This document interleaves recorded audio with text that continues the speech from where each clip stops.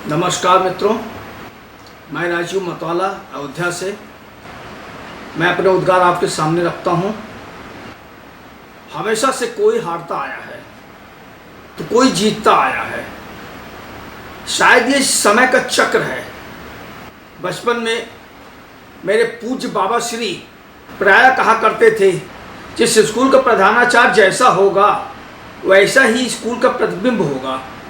ये सिर्फ स्कूलों पर ही नहीं, हमारे जीवन पर भी लागू होता है और राष्ट्र पर भी। एक कहावत है कि जिसकी लाठी भैंस उसी की। ये देश हमारा कभी रहा ही नहीं। ये देश हमेशा राजाओं का, जमींदारों का, नेताओं का, मंत्रियों का, अमीरों का रहा है। ये लोग मौके व ज़रूरत के हिसाब से अपने को बदलते रहे हैं और समय समय पर जन भावनाओं से खेलते भी रहते हैं। और हम नारेबाजी, विरोध प्रदर्शन, हाय हाय करते रहते हैं और इनकी मनमानी होती रहती है।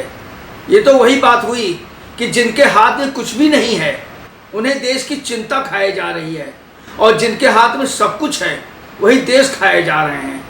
इसे क्या कहेंगे आप? संयोग। एक ओर चंद्रशेखर आजाद शहीद होते हैं तो दूसरी ओर नेहरू को सत्ता मिलती है। एक ओर कारसेवक पर गोलियां चलती हैं तो दूसरी ओर मुलायम की सीएम पद की दावेदारी मजबूत हो जाती है। शायद ये संयोग ही है। फिलहाल गलतफहमी में मत रहिए। पब्लिक की हैसियत नाली के कीड़े मकोड़े से ज़्यादा कुछ नहीं है। पब्लिक होती ही नारे लगाने और सिस्टम की मार खाने के लिए।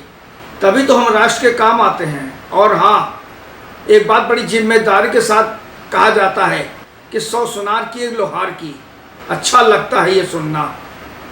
वैसे सच बोलने की कीमत सच बोलने वालों से पूछो तो पता चलेगा कि सच ने कैसे कैसे और कितने जख्म खाए हैं। अन्यथा मत लीजिएगा। जो आप कर रहे हैं वो मैं कर चुका हूँ। हारा नहीं हूँ, हराया गया हूँ। यही सत्ताधारी भी करते हैं, यानी मनमानी पावर का इस्तेमाल। ऐसे में आपकी आवाज़ बुलंद हो जाती है। आवाज़ बुलंद का मतलब तो ये सुनिश्चित नहीं कि आप सही हैं।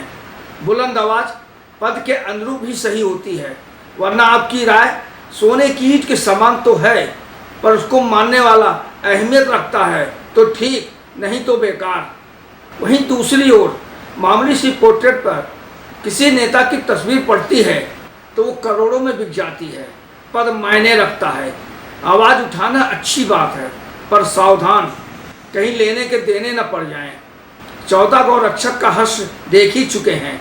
सत्ता कहें या नौकरशाह, जिसे चाहे उखाड़ देती है और जिसे चाहे सिंहासन में बिठा देती है। आदिकाल से यही होता चला आ रहा है। जिसकी लाठी भैंस उसी की को चरितार्थ कर रहा है। हर ओर विनाश की गाथा लिखी जा रही है। प्रकृति का दोहन किया जा रहा है। मुट्ठी भर लोग आवाज़ उठा रहे हैं। पशु पंछियों के बसेरे उजाड़े जा रहे हैं, पर अंधों को दिख नहीं रहा है और बहरों को सुनाई नहीं पड़ रहा है, क्योंकि विकास बड़ी चीज़ है। विनाश कोई मायने नहीं रखता है, हित मायने रखता है। वो क्या है कि एक चिंगारी सारा गांव जला देती है। फिर भी उनको मेरा नमन है जो आवाज़ में आवाज़ मुखर कर रहे हैं। प्रणाम।